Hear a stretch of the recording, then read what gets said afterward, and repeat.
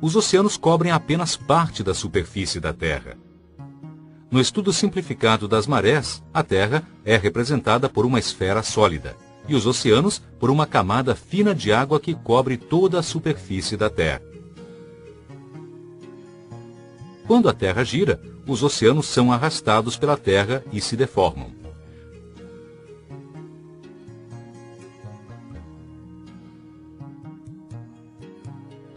No referencial da Terra, esta deformação não produziria variações no nível do mar ao longo do dia.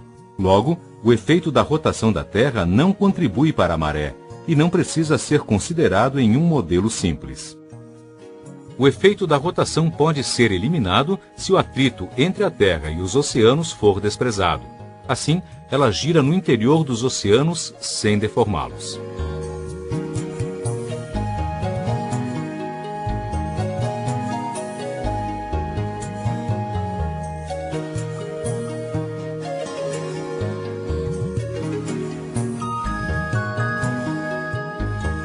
A ação da gravidade da Lua sobre os oceanos produziria uma deformação na camada de água, porque a força gravitacional é maior nos pontos da camada mais próximos da Lua. Logo, se o atrito é desprezado, quando a Terra gira, nos pontos mais próximos da Lua existiria maré alta, e nos mais afastados, maré baixa. Isto contraria as observações nas regiões próximas ao Equador, onde existem pelo menos 2 marés altas em um período aproximado de um dia lunar. Será que a existência de 2 marés altas em um dia lunar poderia ser explicada pela ação conjunta das forças gravitacionais e das forças de inércia?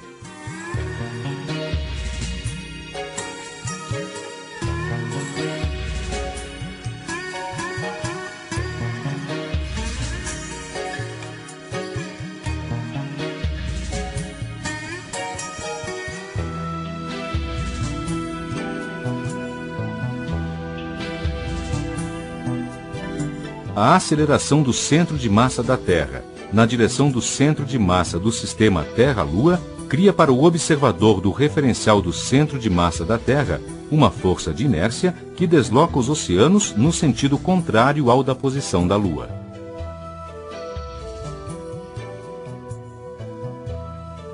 A ação conjunta da força de inércia com a força gravitacional da Lua resulta na força geradora de maré da Lua.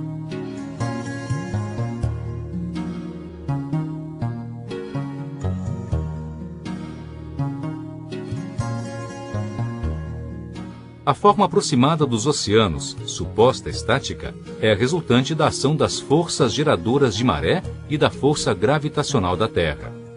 Como um líquido em equilíbrio, não pode ser submetido às forças tangenciais. A configuração de equilíbrio dos oceanos é alcançada quando a força resultante é perpendicular à superfície dos oceanos. Esta configuração corresponde a um elipsoide de revolução, cujo eixo está na direção da reta que une os centros de massa da Terra e da Lua.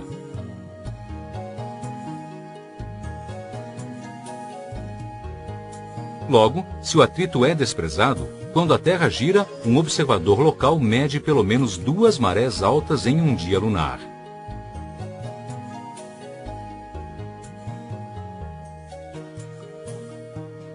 Próximo do Equador, na lua cheia ou nova, existem 2 marés altas em um dia lunar.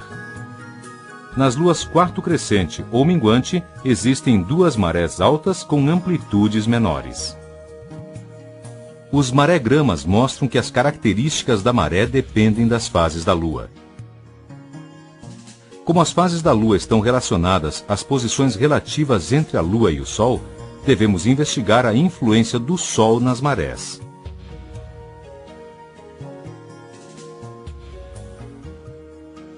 Como a Terra translada em torno do Sol, no referencial do centro de massa da Terra existe uma força de inércia.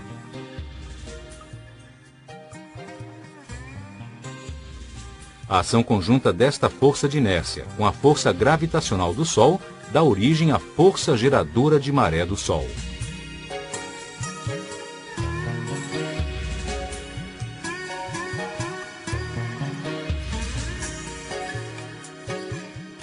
Quando a Lua e o Sol estão alinhados, as forças geradoras de maré do Sol e da Lua atuam na mesma direção, produzindo marés com amplitudes maiores em um dia lunar.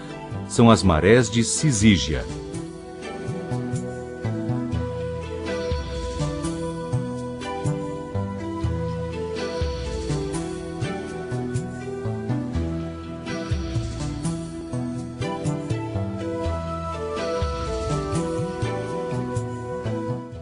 Quando a Lua e o Sol estão em quadratura, as forças de maré do Sol e da Lua atuam em direções diferentes, produzindo marés com amplitudes menores em um dia lunar. São as marés de quadratura.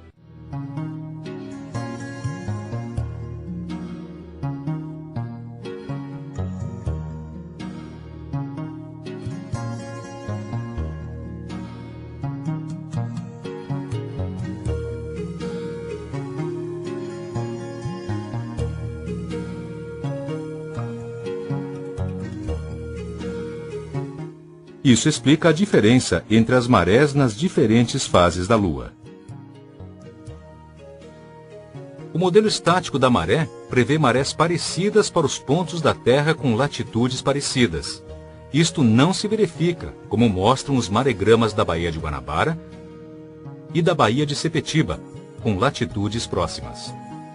Estas diferenças não surpreendem, pois o modelo estático é muito simples. Nele, foram desconsiderados a existência de continentes e o movimento dos oceanos. O movimento dos oceanos é produzido por vários fatores, entre eles a mudança da posição da Lua e do Sol. De fato, a maré nos oceanos propaga-se como uma onda forçada que interage com a plataforma continental. A relevância da forma da plataforma continental na maré local pode ser demonstrada de uma forma qualitativa em uma cuba de ondas. O nível da onda nas paredes da cuba depende do seu comprimento,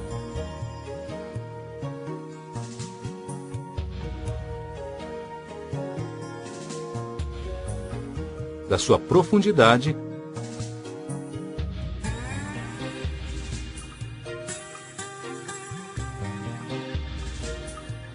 e da sua largura. Logo, o nível de uma onda depende da forma da cuba. Por isto, é razoável que a maré dependa da forma da plataforma continental.